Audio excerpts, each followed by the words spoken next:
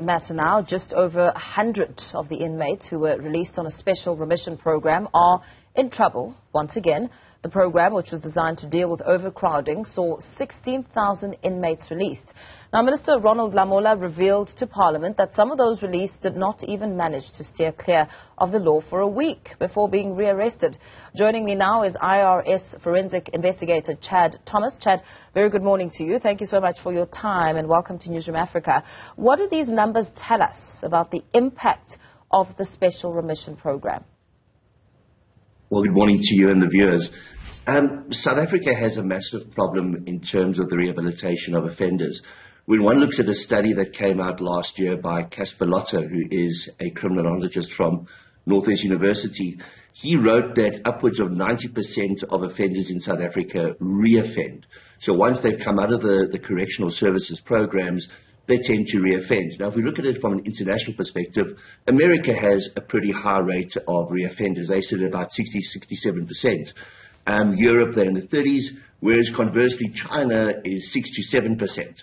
I'm not surprised about these arrests because of the way the system works at the moment, and I'm sure we're going to see a lot more arrested for similar crimes. Where are the loopholes in the system? Sure. Where do we start? We have a prison population that's about 140%. So you've got massive problems within the prison system itself. Rehabilitation doesn't occur the way one would expect it to occur. We base ourselves on the Finnish model, where there should be integration back into society. There should be a probation period where people are given opportunities for jobs. But given the massive levels of unemployment, etc., and the stigma associated with prisoners, it's very difficult for them to integrate back into society. So you find that they do reoffend. They are found to be with other felons.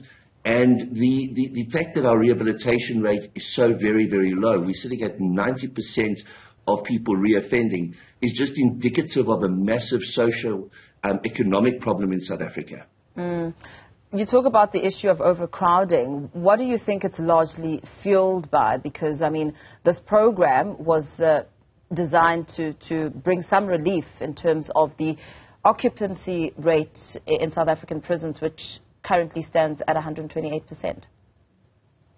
It's massive. It's 128% is at the low end. Some reports have put it about 140%. The fact remains is that we don't have enough correctional officers. We've had natural attrition of correctional officers retiring. We haven't had sufficient new members coming in that are trained to handle this. We also have an issue with awaiting trial, where people are being held for minor crimes but cannot afford the paltry amounts of bail. So correctional services are overstretched, massively under-resourced, and their infrastructure is beginning to lack. We're seeing that the primary cause of reoffending, of course, is as a result of inequality in our country, the socio-economic perspective, the poverty that we're seeing, and of course government practices. What concerns us, though, is going into this election cycle in 2024, is we're seeing all these political parties taking this massive, tough stance on crime and talking about the war on crime, but they're not talking about how they're going to resolve this. Because having more boots on the ground, arresting more suspects, having more suspects being put into the cells doesn't necessarily equate to the rehabilitation of these individuals. And we're not looking at a system that is able to cope. We don't have sufficient investigating officers to make strong cases. We don't have sufficient prosecutors to prosecute those cases, let alone court days and courtrooms. So this problem isn't going to go away, and it's not a problem that can just be addressed by building more prisons and hiring more correction officers. We have to be very serious about how we address the rehabilitation of offenders. Yeah, and what exactly would that entail? I mean, as you point out to some of the concerns around the rehabilitation system, what is it that is perhaps an important factor that may be overlooked? Well, it's not just programs within the prison system. It's what happens during the period that they're on parole. Are there halfway houses that are created? Is there unemployment that contributes to this? Most definitely. So what do? We have to create employment for these people, because the only skills they have, they've learned either prior to going into prison, which is why they landed up there in the first place, because they're criminals, or they've learned more skills and created more networks within the prison system that make them even stronger criminals when they come out. And we're seeing this rise in syndicates. We've even seen crime being committed from behind prison walls.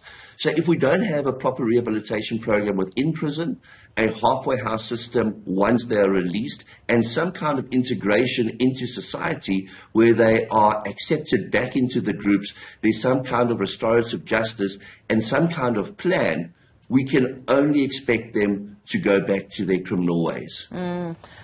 You touched a little bit about those awaiting trial, and an argument has been put forward to say part of the solution would perhaps be opting for a bail fund to ensure that those granted bail by a competent court are now able to get some funding for their release from this fund.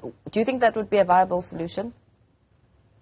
Look, you have to look at who's sitting in a waiting trial. So in a waiting trial, you've got somebody who may have been picked up for shoplifting and can't afford a 500 rand bail, and you may have somebody in a waiting trial that has committed a murder and hasn't got the option of bail. The fact is those two people are both regarded as innocent and they're put into the same system together. Now you've got a criminal that may have been hungry, that stole a loaf of bread, sitting next to a hardened criminal.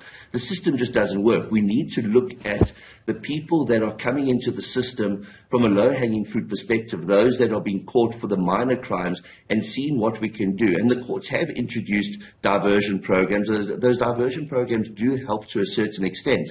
But like you've raised the issue of bail, bail is a massive problem in South Africa. We're an impoverished society with massive inequality. And it's very unfair that because of poverty, somebody does something, that they do something that is regarded as a mistake, they're arrested, and they can't fight the system. And they then become a part of a system that works against them. Very well. Let's perhaps leave it there for now, and thank you for your time. Chad Thomas, an IRS forensic investigator, speaking and responding there as over 100 of the over 16,000 inmates released on special remission have been on the wrong side of the law and are since returning back to prison.